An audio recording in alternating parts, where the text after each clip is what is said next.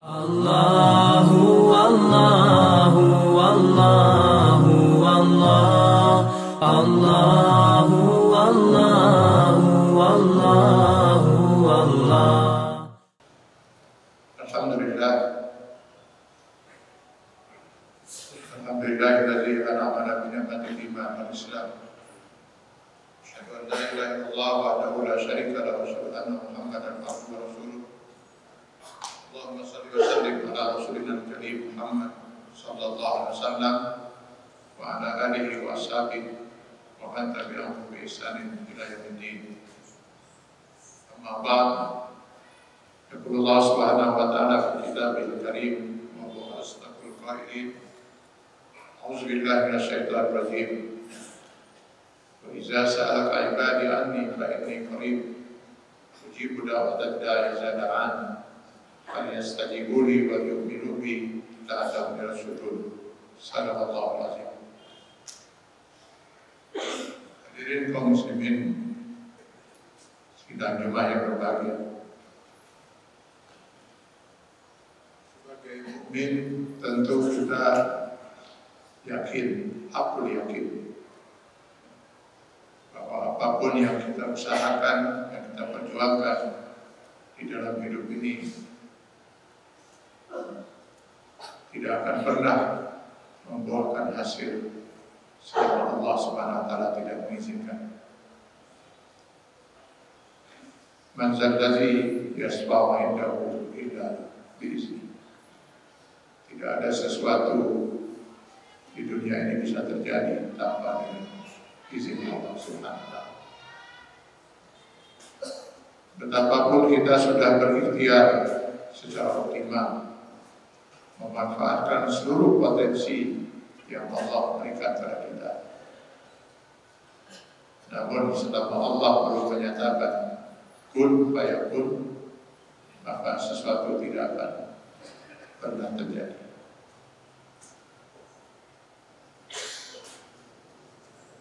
Karenanya sebagai seorang mukmin kita yakin betul bahwasanya berikhtiar dan berdoa adalah dua hal yang tidak mungkin terpisahkan dari kehidupan kita. Berikhtiar adalah kewajiban kita, berdoa adalah hak kita untuk memohon kepada Allah. Kiranya Allah berkenan menyatakan kun fayakun terhadap apa yang kita usahakan dan kita perjuangkan.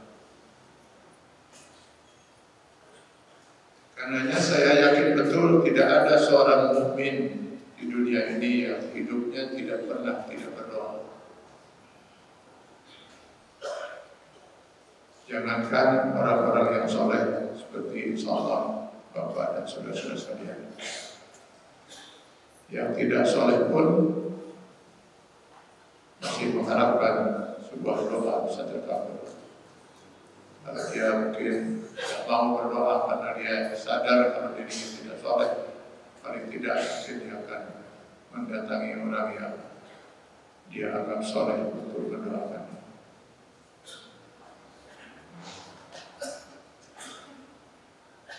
Berbicara tentang doa, maka kunci utama sebenarnya untuk sebuah doa itu makbul diterima oleh Allah Subhanahu wa taala adalah kedekatan antara seorang hamba dengan Allah Subhanahu wa taala. Dan ini sangat sharih, sangat jelas sekali, sangat eksplisit sekali dinyatakan Allah di dalam Quran surah Al-Baqarah 186 yang saya bacakan di awal khutbah tadi. Wa iza sa'alaka ibadi anni fa inni qarib. Jika ibad-ibadku bertanya kepada Muhammad tentang aku, maka sesungguhnya aku sangat dekat dengan mereka. Siapa yang dekat dengan mereka? Yang maksudnya siapa yang dekat dengan Allah Subhanahu wa taala? Mereka yang bergelar ibad. Siapa yang dimaksud dengan ibad di dalam Al-Quran? Maksud dengan ibad adalah hamba-hamba Allah yang beriman, yang telah berjuang mendekatkan diri kepada Allah dengan melaksanakan segala perintahnya dan menjauhi segala larangannya. Mereka inilah yang kata Allah, apabila mereka berdoa, pasti saya akan kabulkan doa mereka. Ujibu sudah dan izadaan.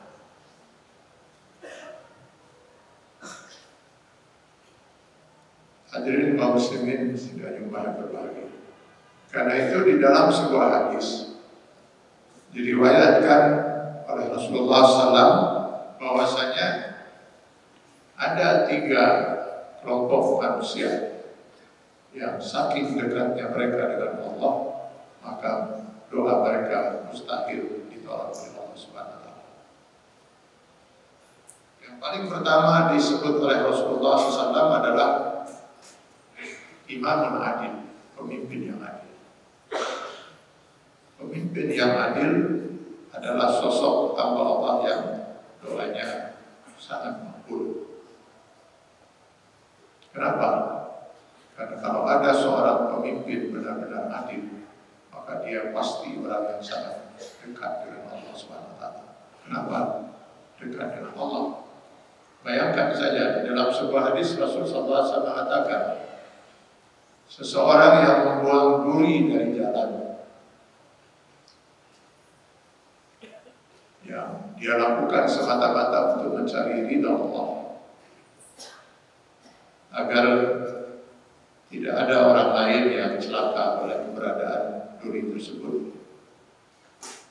Ya, buang atau sampah misalnya. Itu bukan hanya saja sebuah ibadah yang luar biasa di mata Allah. Bahkan kata Rasulullah SAW, dia merupakan sobatul min sobatul iman. Dia salah satu bukti keimanan seseorang.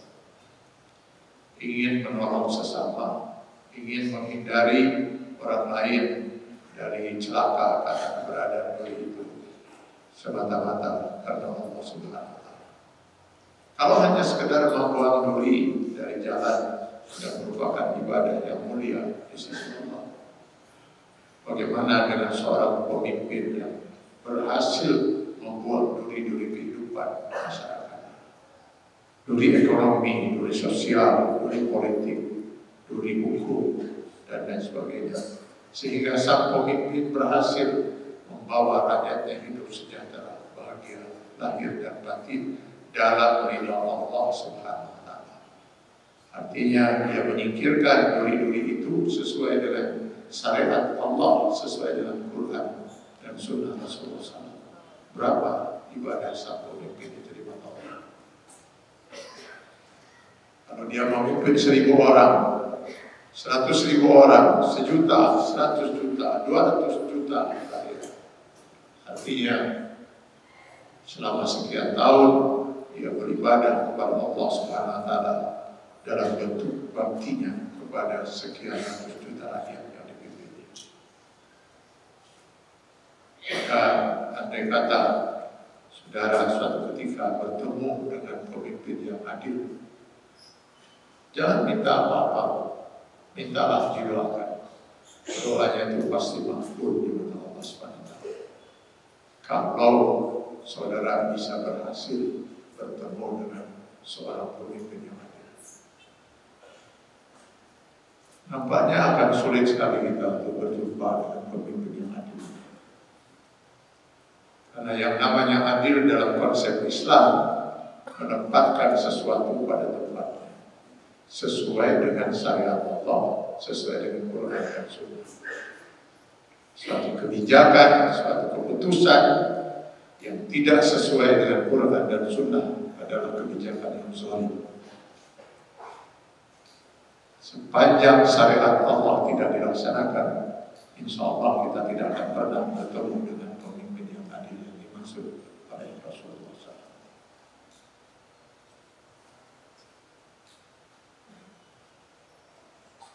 Satu saja pelanggaran dilakukan oleh Adam dan Hawa, yaitu melanggar larangan Allah memakan buah duri, itu adalah kezaliman.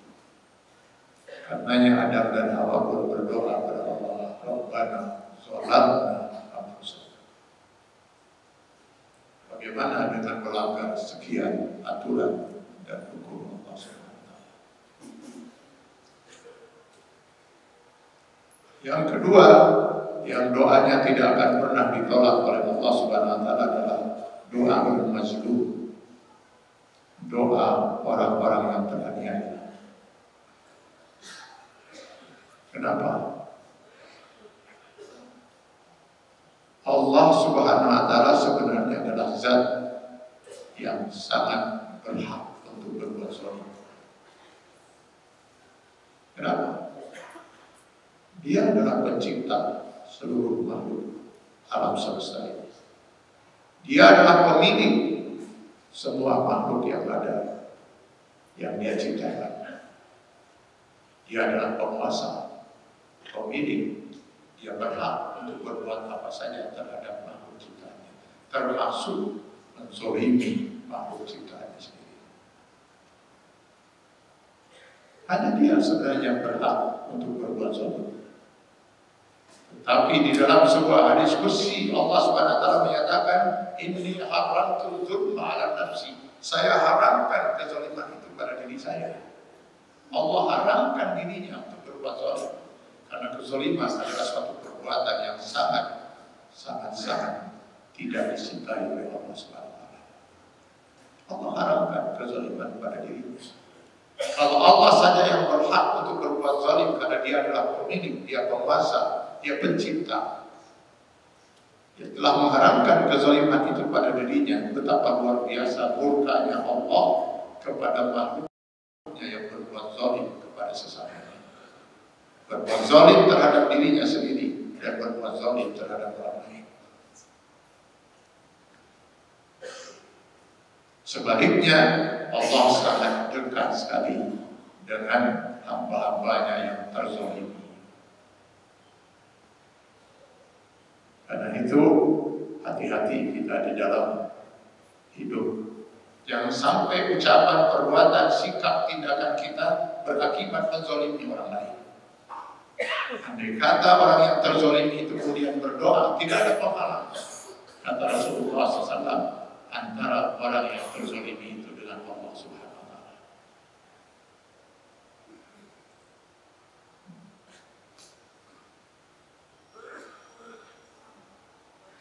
Bayangkan, hadirin rahimahullah, kalau doa seorang yang terzalimi saja akan didengar dan dikabul oleh Allah Subhanahu wa Ta'ala. Bayangkan kalau yang terzalimi itu bukan hanya seorang, tapi sekian ribu orang, sekian juta orang, sekian ratus juta orang.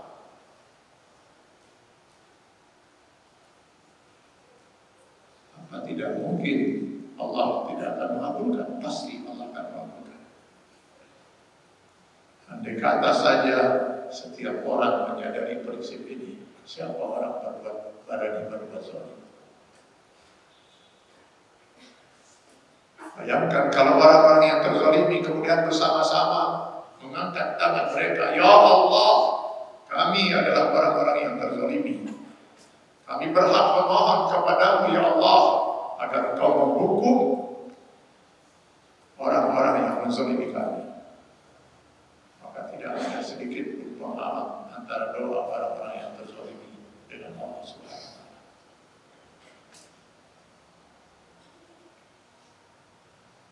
Jadi kaum muslimin sedang jumlah yang berbahagia. Ketiga, kata Rasulullah SAW, yang doanya tidak akan pernah ditolak oleh Allah Subhanahu wa Ta'ala karena saking dekatnya yang bersangkutan dengan Allah, as-shaim hatta yaftur. Orang yang sedang sahur sampai dia berbuka. Kenapa orang yang sahur? Karena orang yang sahur kalau benar-benar melaksanakan ibadah sahurnya, pasti dia adalah orang yang sangat dekat dengan Allah. Bayangkan, jangankan yang halal saja dia sedang menahan diri untuk tidak menikmatinya. Itu hakikat sahur. Orang yang sedang sahur, dia tidak hanya saja menahan diri dari yang haram, makanan-makanan milik dia sendiri yang halal, istri dia sendiri yang halal, tapi dia tidak berani untuk mendekati dalam tanda petik istrinya sendiri yang halal. Dia tidak berani memakan makanan di rumah dia yang sebenarnya makanan yang halal, zat yang halal diperoleh dengan jalan yang halal. Kalau seorang mukmin, jangankan yang haram, bahkan yang halal pun dia mampu menahan, pasti orang itu akan sangat dekat dengan Allah Subhanahu wa Ta'ala. Maka bapak-bapak dan saudara-saudara sekalian,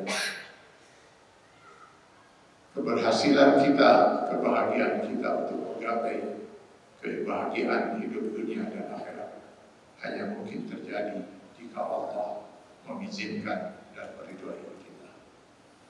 Marilah kita terus berjuang, berupaya untuk mendekatkan diri kepada Allah dengan memanfaatkan sisa-sisa umur kita yang ada untuk menjalankan syariat Allah, melaksanakan segala perintahnya, menjauhi segala larangannya dengan upaya yang optimal dalam batas kemampuan yang Allah berikan kepada kita. Mudah-mudahan dengan demikian kita sudah bisa menjadi ibad-ibad Allah, orang-orang yang dekat dengan Allah, sehingga kita punya hak untuk doa kita dikabulkan oleh Allah. Di antaranya doa kita untuk memohon pada Allah agar kita diberikan kebahagiaan hidup dunia dan akhirat nanti. Barakallahu li wa lakum fil Qur'anil Karim wa nafa'ani wa iyyakum bima fihi min al-ayati wa dzikril hakim. Wa taqabbalallahu minni wa minkum tilawatahu innahu was-sami'ul 'alim. Qul huwallaha wa antum muqinuna bil ijabah.